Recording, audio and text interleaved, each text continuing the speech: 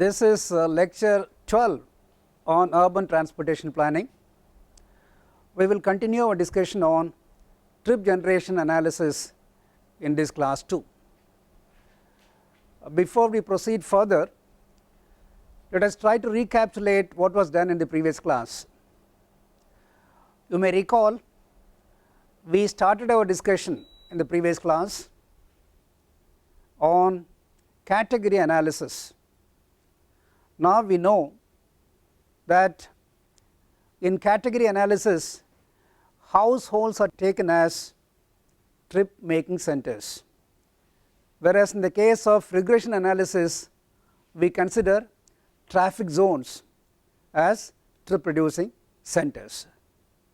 The advantage of category analysis is that the wide variation in the household characteristics can be captured well in the case of category analysis, whereas in the case of regression analysis, since we consider zonal averages, these variations are not captured very well.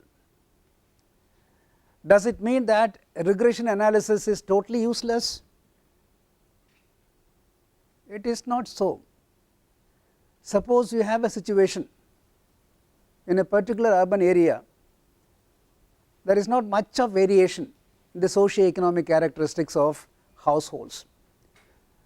A city which has grown and matured almost come to a saturated condition. In such cases, when there is no variation at all, then you can go in for regression analysis to develop trip production equations. It is not that regression should not be used for trip production analysis. So there are two possibilities.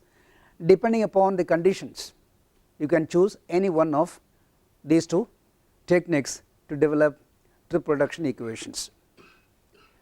For Indian condition, which methodology you feel is better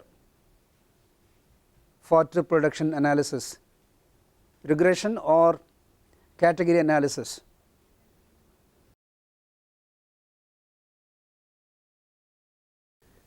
For that you must understand the characteristics of households and then the range over which the characteristics are spread. Normally under Indian condition you can understand that we have very wide range of socio-economic characteristics. If we consider monthly income of persons living in urban areas, as we have seen in the previous class, it ranges between just 1,000 rupees to more than 60,000-70,000 rupees, leaving out the extremes. Whereas in developed countries the range is not that wide. So obviously when income range is so wide, we can anticipate very wide range in other related household characteristics. Under such conditions it is better to go in for category analysis rather than regression analysis when you come across such wide variation in socio-economic characteristics of urban dwellers, right. So after our discussion on category analysis, we started our discussion on trip attraction modeling. Now we know that we derive variables based on land use characteristics to model trip attraction. We also listed a set of land use characteristics which can be considered to formulate variables for developing trip attraction models. Just to recollect the list of variables that we listed in the previous class, the causal variables for trip attraction modeling could be like retail trade floor area, service and office floor area, manufacturing and wholesale floor area, number of employment opportunities in retail trade, the number of employment opportunities in service and office. Also we may have variables like number of employment opportunities in manufacturing and wholesale, school and college enrollment, number of special activity centers like transport terminals, sports stadium, major recreational, cultural and religious places. These are just factors listed to help us to derive variables for trip attraction modeling. Let us now take a very small or simple numerical example and see how to develop trip attraction model for a given situation. This is the problem. We need to develop a trip attraction equation using the data given in the table that will be shown now. Do the necessary statistical checks to assess the validity of the equation. The table value of t for this case at 5% level of significance is 1.77, and this is the given data. We have 5 zones listed as 1, 2, 3, 4 and 5, and number of employment opportunities in the zones in manufacturing and service are given.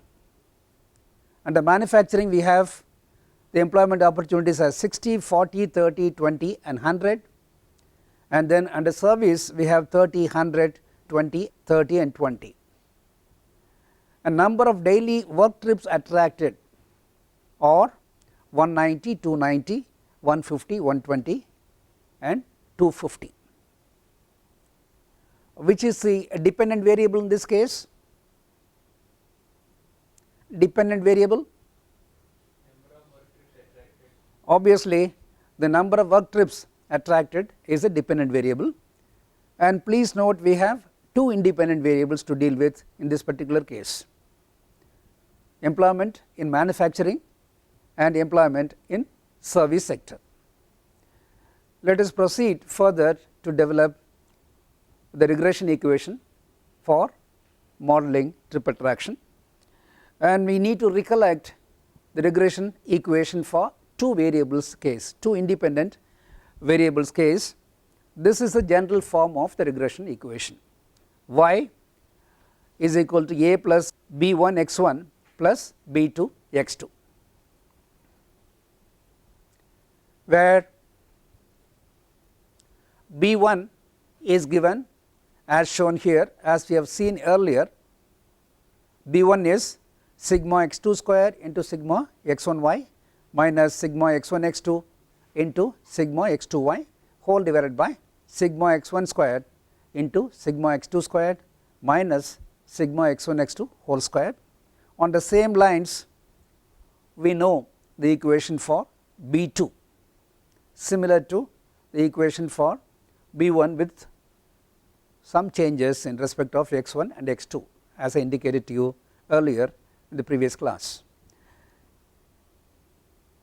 And the intercept constant a can be calculated as y bar minus b1 x1 bar minus b2 x2 bar,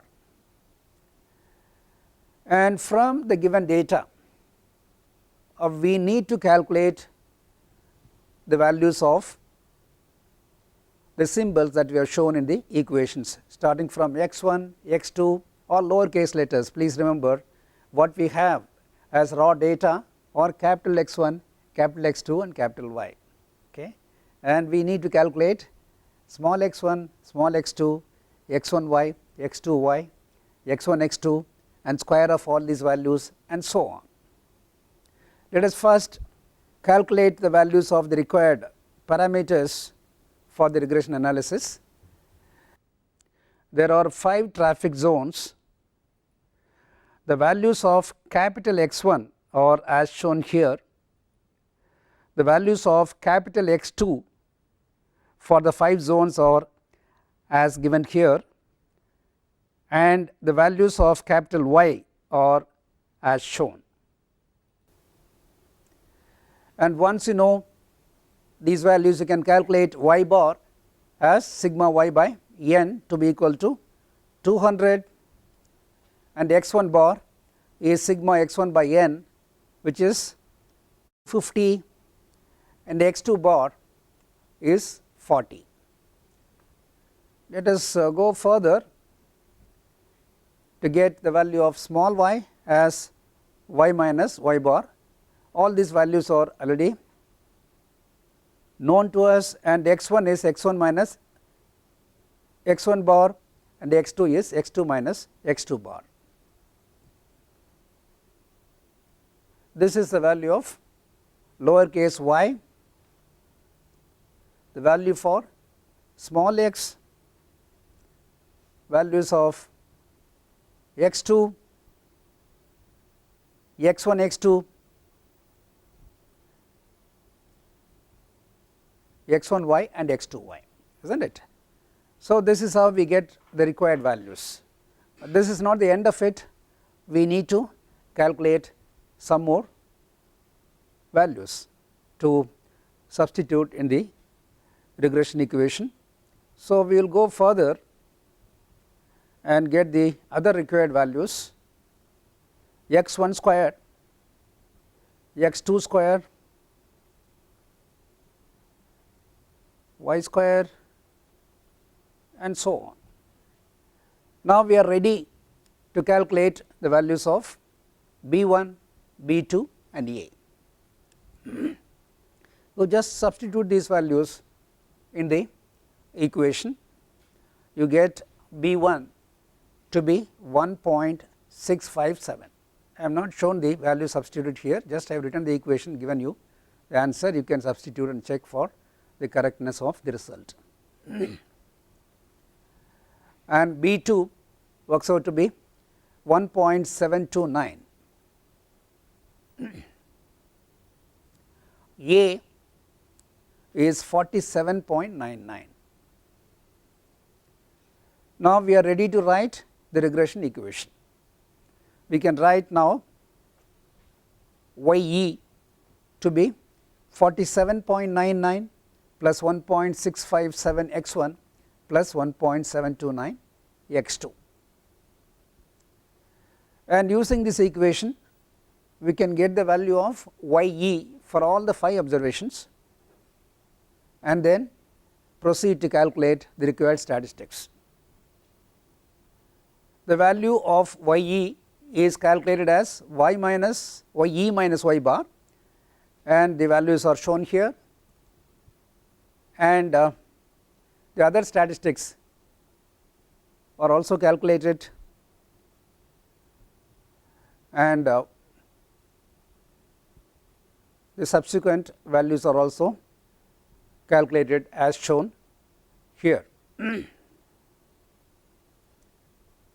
Now let us determine the coefficient of determination, which is obtained as sigma ye squared by sigma y squared,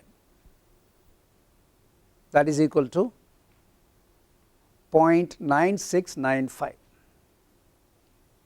implying that the set of these two independent variables are able to explain 96.95% of the variation of the dependent variable, namely work trip attraction. So that is the inference of this particular result. Then standard error of estimate calculated as sigma yd squared by n minus 3 in this case, which is 17.03, and standard deviation is equal to sigma y squared by n minus 1, which is 70. And what is the inference here? We have standard error of estimate as well as standard deviation. Any suggestion? The regression is okay or not okay? The standard deviation is more than standard error of estimate. The scatter of the observations with respect to the regression line is indicated to be less than the scatter of the y observations with respect to its own mean. So obviously the regression is good and we can accept this regression equation. SE is less than SD, hence it is okay.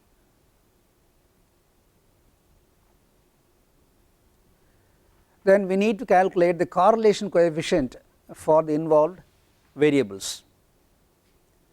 R12 here is nothing but sigma x1 x2 divided by square root of sigma x1 squared into sigma x2 squared, that works out to be minus 0.2331. It is a negative value, does not matter, there is a negative correlation in this particular case. And standard error of estimate for the regression coefficient B1 is calculated here as shown in the equation as 0.276, and standard error of estimate for B2 works out to be 0.258. And t value for the regression coefficient B1 is 6.00, which is much higher than the table value of 1.77 at 5% level of significance. Hence, the variable x1 is significant statistically in explaining the variation of y. That is the meaning of this particular result. T2 B2 by SE B2 is 1.729 divided by 0.258, that is equal to 6.7, which is again greater than 1.77 at 5% level of significance, indicating that the variable x2 is also significant statistically in explaining the variation of y. Since T1 and T2 values are greater than the table value, both B1 and B2 are significant. So, that is how we check the statistical significance of the regression equation. To understand how to handle the situation when there is non-linear relationship between dependent and independent variables. We have been dealing with so far very simple linear relationship between the independent and dependent variables. So, we dealt with equations of straight lines only. In practice, we may come across situations where the relationship is non-linear. We will just take few examples and see how to convert non-linear relationship into linear relationships. For example, a relationship between x and y could be of this form, with the equation y to be equal to a b power x. Any suggestion to modify this relationship into linear relationship? We need to do simple manipulation to get linear relationship from this non-linear relationship. Taking logarithm on both sides, we can convert into linear form. Good.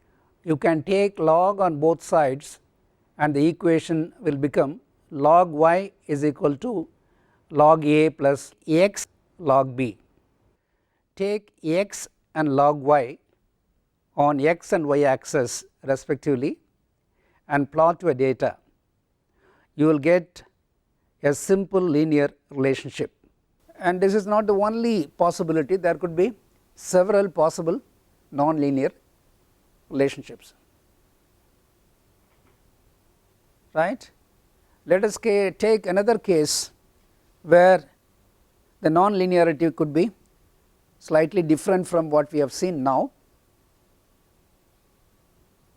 Let us consider this kind of relationship, y to be equal to a x power b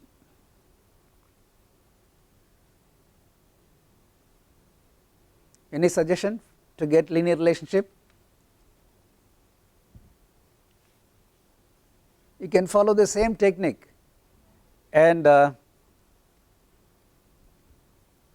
get a linear relationship. Take log on both sides again, you will find that you are getting a linear equation, log x log y, and the equation becomes log y to be equal to log a plus b log x. So this is how we need to deal with non-linear situations. Please remember, you will be dealing with log of x and log of y, and finally to get the result you must get the anti-log of the values that you are dealing in your regression analysis to get the actual values. That is obvious, right? And let us consider one more situation of this kind. Y is equal to 1 by a plus bx. Any suggestion for linearizing this relationship?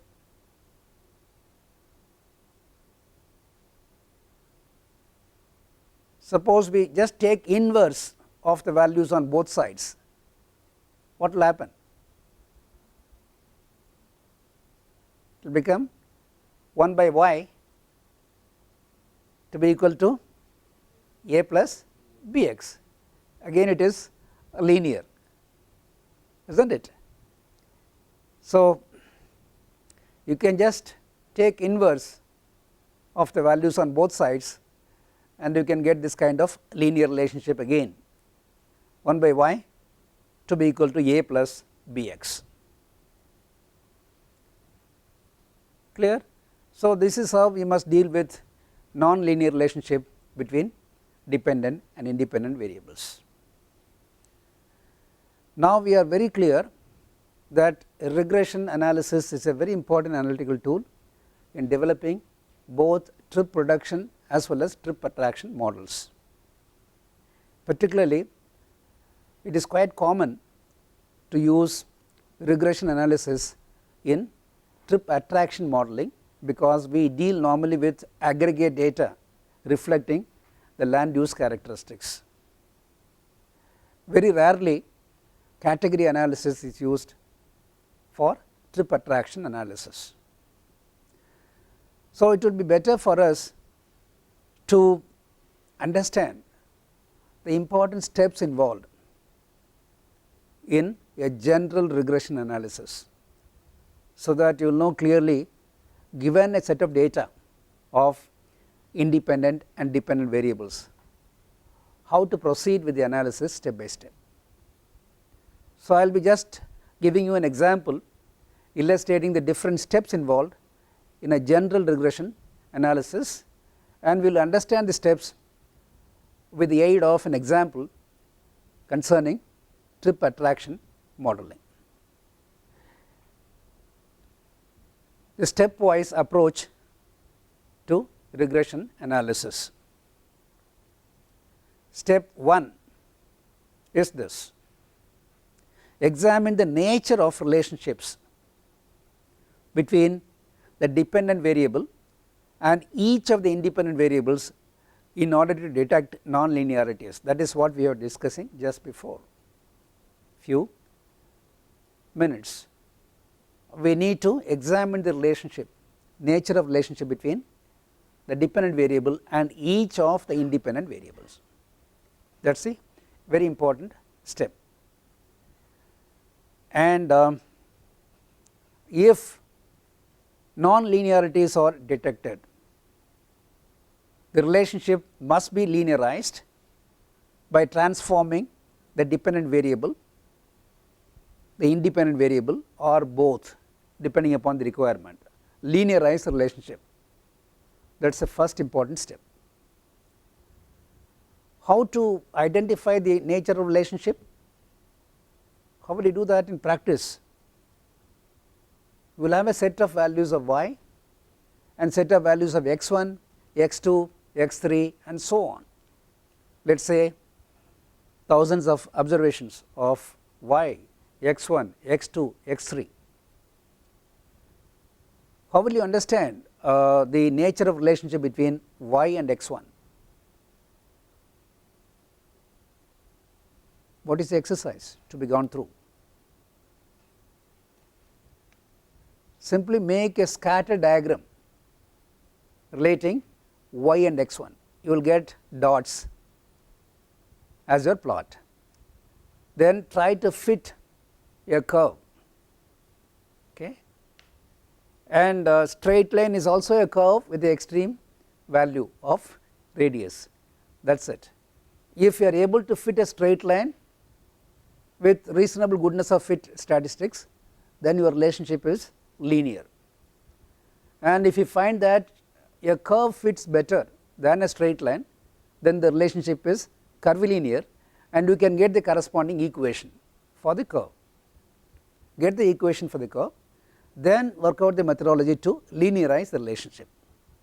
So, first important step is make a scatter diagram involving the dependent variable and one independent variable at a time.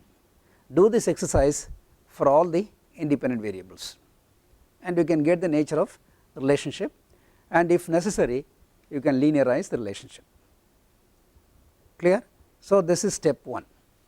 So, after linearizing, step 2 is this: develop an intercorrelation matrix involving all the variables, including both the dependent and the independent variables.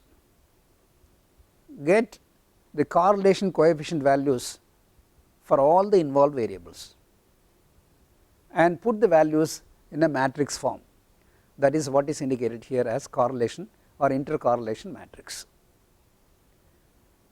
Get the value of correlation coefficient between y and x1, y and x2, y and x3, then between x1 and x2, x1 and x3, then x2 and x3, so that you get correlation between all the involved variables. Once you get these values and put it in a tabular form, you will get automatically a matrix involving all the variables. So, this is the very important second step. Later on you will know why you are developing this matrix, right. Then examine the intercorrelation matrix in order to detect the following. Once you prepare the matrix, do the following exercise. Detect first those independent variables which have a statistical association with the dependent variable. Find out whether all your independent variables are really statistically associated with your dependent variable, whether they have a meaningful correlation with y. Look at each of the independent variables and look at the correlation and check whether the correlation is significant, in general, and meaningful. Okay. So, that is what is implied by this particular step.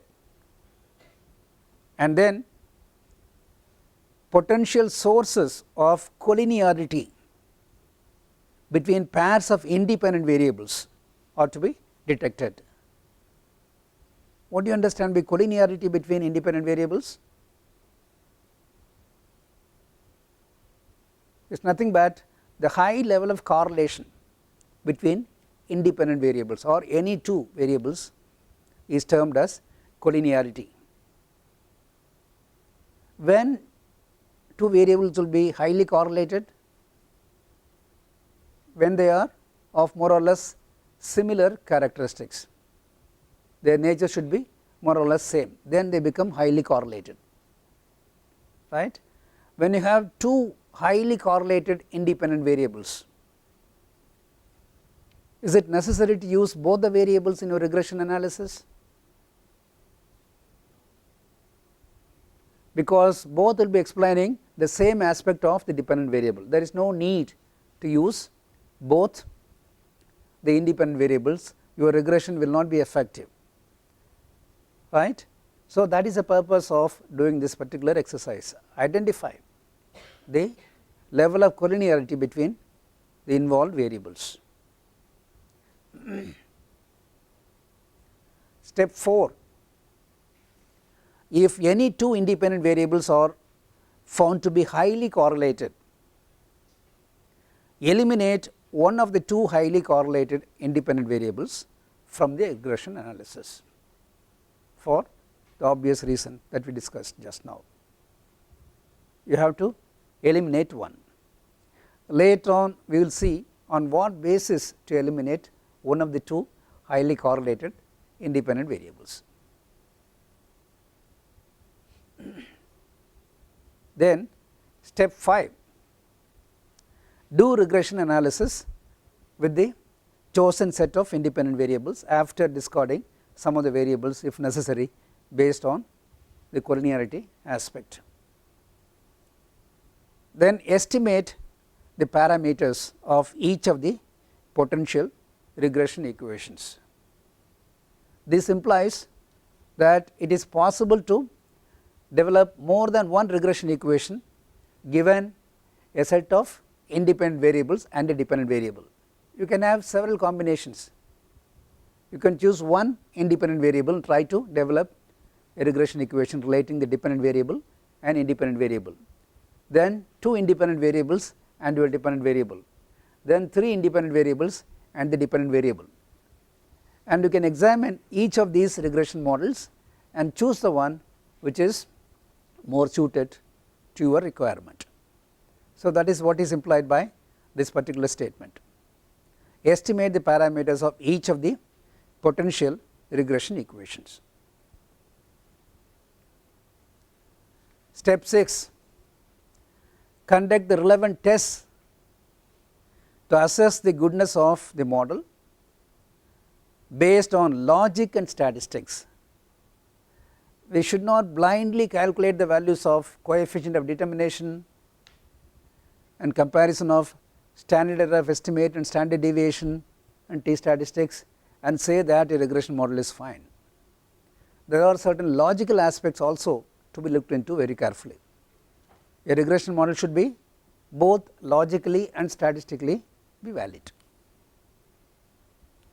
Answers to the following questions will enable the checking. The first question is this: what is the magnitude of R squared, coefficient of determination? We need to answer this question. Then do the partial regression coefficients have the correct sign and are their magnitudes reasonable? Why should we worry about the sign of the partial regression coefficients? Partial regression coefficients are nothing but B1, B2 etc. as we have seen in the regression equations. These are partial regression coefficients. How the signs of these partial regression coefficients are important? In the previous example, we tried to relate work trips with the number of employment opportunities in manufacturing and then retail trade. Logically, both the independent variables are to have positive relationship with the dependent variable. More the retail trade employment, more will be the work trip attraction, isn't it? Suppose when you develop a regression equation, you get a negative sign for the regression coefficient corresponding to retail trade employment, then your equation is not really going to explain work trip attraction, isn't it? It gives a different meaning.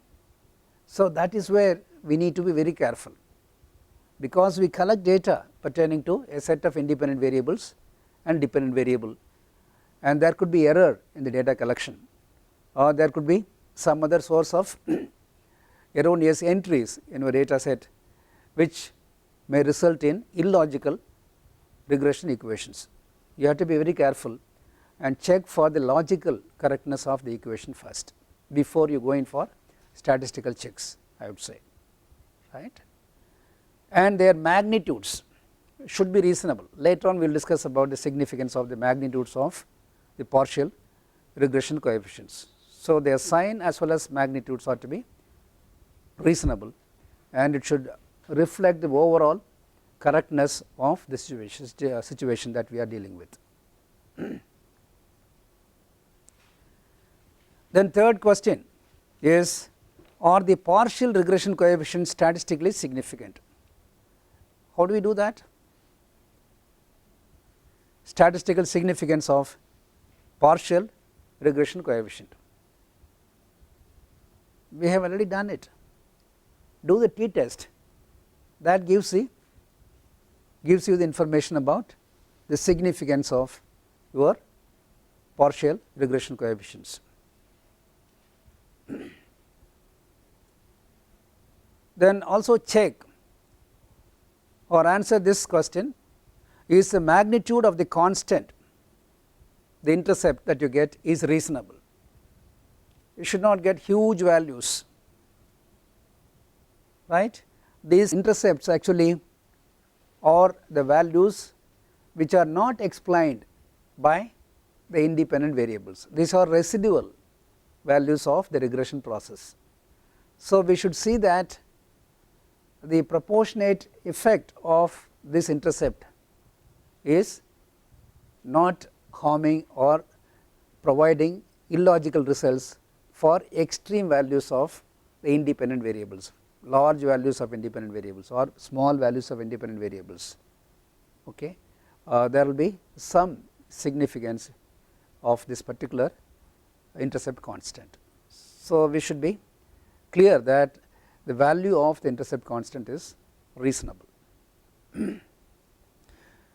Now we are ready to look at an example and go through all the 6 steps, and of course the final step is obvious. You have to choose the best of the regression equations based on the test results. You develop a series of regression equations when you have more independent variables and choose one which is the best among the set of equations,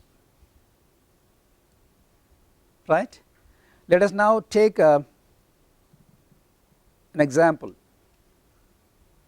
involving 4 independent variables and a dependent variable. The independent variables are total employment, employment in manufacturing, employment in retail and service, and other categories of employment. And in the last column, total of peak hour trips attracted. Trips for all purposes is given. Total of trips attracted during peak hour is given in the last column. Using this data, you need to develop a trip attraction equation. The information shown here pertains to 8 traffic zones, and similar information is given for 8 more traffic zones. Totally we have 16 zones. Information of this kind is available to us for 16 traffic zones. Total employment, employment in manufacturing, employment in retail and service, other types of employment, and peak hour trip attraction. Obviously the dependent variable is peak hour trip attraction is y, and we have x1, x2, x3 and x4. And we can assume that we have gone through the first step. At this stage we can assume that we have checked for the nature of relationship between the dependent and each of the independent variables in this particular case, and all are found to be linear. Okay. And then we are checking for the collinearity between variables by developing intercorrelation matrix, and this is the result of the calculation of correlation coefficient between a set of independent as well as dependent variables, and the result is shown here. And you can see the correlation between x1 and y is how much? What is the value? 0.996. x1 is highly correlated with the dependent variable y. X1 is what? Total employment opportunities, and total employment opportunities is able to explain very well the trip attraction during peak hour, that is the meaning. And if you look at the correlation between X2 and Y, it is also high, 0.958, and the correlation between X3 and Y is moderate, 0.552, and the correlation between X4 and Y is still less, 0.124 only, right. So, we know now the nature of relationship between the set of independent variables and the dependent variable, and we find that all the independent variables are correlated with the dependent variable, and the correlation is very high in respect of X1 and X2. This implies that it is possible for us to develop trip attraction model with only X1 or X2, because that itself will be able to explain more than 90% of the variation of the dependent variable. What is the desired R squared value in regression analysis? Any suggestion? In practice, you may get R squared values of wide range. Suppose you get R squared value of 0.4 in one regression analysis, 0.6 in another case, 0.75 in third case, 0.8 in some other situation, 0.9, 0.95. What is the limiting value to accept the model as a valid model? There is no hard and fast rule. It depends upon the problem that you are dealing with. If you are dealing with a very complex problem representing complex socio-economic characteristics which cannot be that easily quantified, and you are managing to pick some variables to explain the variation of the dependent variable, in such a situation you may say that a regression model with R squared value of 0.75 is fine, acceptable. Also, it depends upon the level of accuracy that you expect, right. So, in general you can understand that when you are dealing with complex problems at macro level, you cannot anticipate very high R squared value. So, you should be realistic and should be able to decide about the correctness of the regression equation based on R squared value, and you should substantiate why you are accepting a low R squared value for a particular situation. And if you are dealing with a micro level condition with a well defined data set, then you can go in for, or you can anticipate, or you can fix a very high R squared value as a criterion to consider the equation to be valid. There is no hard and fast rule about the minimum value of R squared to declare a equation to be good or valid, right. So, accordingly in this case you can easily say that with X1 and X2 alone you will be able to produce a reasonably good trip attraction model. We find the correlation is very high, and since X3 and X4 are also correlated with Y, it should be possible for us to include these independent variables also to add little more clarity or effectiveness to your model, right. Another important point to be understood here is the collinearity between X1 and X2. What is the value of correlation coefficient of X1 X2 here? 0.978 is the value of correlation between X1 and X2. X1 is total employment and X2 is manufacturing, right. So, these two independent variables are highly correlated. This implies that there is no point in using x1 and x2 together to develop your regression equation, because they are already highly correlated. Either you must do with only x1 or only x2. Suppose you have to eliminate one, do with only one. Which one will be eliminated? What is the basis? To take a decision in this particular regard, look at the correlation of x1 and x2 with y. x1 is correlated to a greater extent compared to x2. So obviously, to explain the variation of y, x1 is going to be more useful to you than x2, and x1 and x2 are highly correlated. So it is logical to drop x2 and take x1 for your analysis, right. So that is how you must decide about elimination of one of the two highly correlated independent variables. Basis is their independent correlation with the dependent variable. Clear? So that is how you must take a decision about dropping one of the highly correlated independent variables. So this is how an intercorrelation matrix is a very important analytical step in any regression analysis. First, foremost important step, look at the correlation matrix carefully, understand the effect of all the independent variables on the dependent variable, as well as intercorrelation between each of the among the independent variables before you proceed further.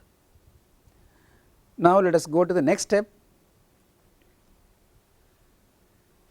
and this simple correlation matrix or intercorrelation matrix demonstrates that zonal total employment has a very high degree of association with the dependent variable, or is 0.996, that is what we have seen, and manufacturing employment has R value of 0.958.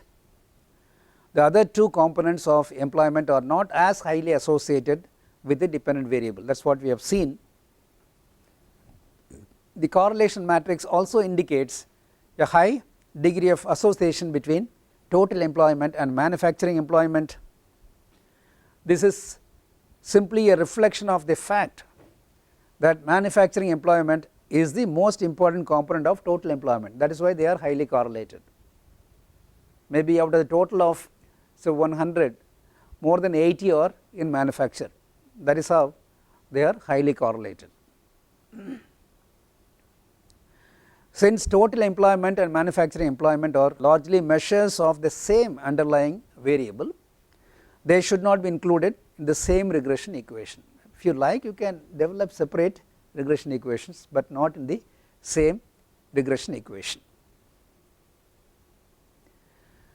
These are the possible regression models with the 4 independent variables, isn't it? You can develop a simple model relating y and x1 with a linear form, y to be equal to a plus bx1, or you can develop another model of the form y is equal to a plus bx2.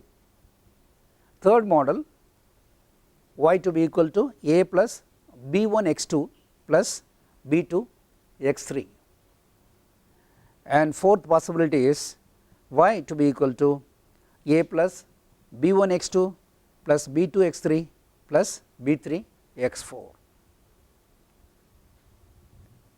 Clear? So we can try all the 4 models, check each of these models for logic as well as statistical aspects, and then choose the one which is the best, right. And if you go for development of these models, I will just show you the results alone. This will be model A, the first one. You will get a regression equation as y to be equal to 61.4 plus 0.93 x1, and standard error of estimate is 288.4, coefficient of determination is 0.992 or squared, and t value of regression coefficient 42. And second model, the result is this: y is equal to 507.7 plus 0.98 x2, standard error of estimate is 935.9, coefficient of multiple determination is 0.921, and t value of the regression coefficient is 14. Third model, y to be equal to 25.8 plus 0.89 x2 plus 1.29 x3, and standard error of estimate here is 199.4, coefficient of multiple determination 0.996, very high, and t value of partial regression coefficient are 51 and 17 because we have two variables here. And fourth model, y is equal to minus 69.9 plus 1.26 x2 minus 0.37 x3 plus 0.02 x4, standard error of estimate is equal to 142.6, coefficient of multiple determination r squared is 0.998, t value of partial regression coefficients are 3.7, 1.1 and 0.06. Now the question is which equation to choose finally as your final regression model for this particular case. Any suggestion? Or what are the aspects to be looked into to choose the best model? It is very simple. You must look at the logical aspects and statistical aspects. What are the logical aspects to be looked into? There should be a logical relationship between your independent variable and dependent variable, each of the independent variable and dependent variable. In this case we are using the independent variables to explain the peak over total trip. Obviously the relationship between your dependent variable and independent variable should be positive, because all these factors should add to the trip rate, various employment in various sectors. So if you have negative sign in some case, probably there is some problem with that particular model. That is how you need to check the logical aspect. Then statistical aspects are coefficient of determination r squared, then comparison of standard error of estimate with standard deviation, and then checking for the individual statistical significance of each of independent variables based on their respective t values, is not it? This is how we need to check. So please do this exercise at home, and we will discuss on this particular aspect later when we meet in the next class. To summarize what we did today, we discussed mainly about trip attraction modeling,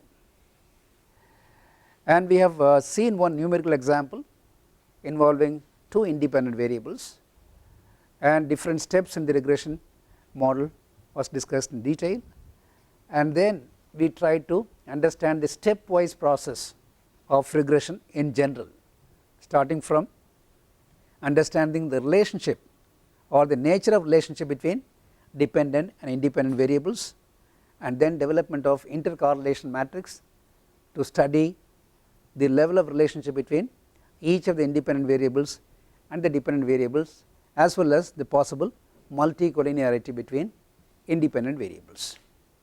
Then we discussed about the possibility of developing a set of trip attraction models for a given data, and the process or the procedure to choose the best model among the set that we develop.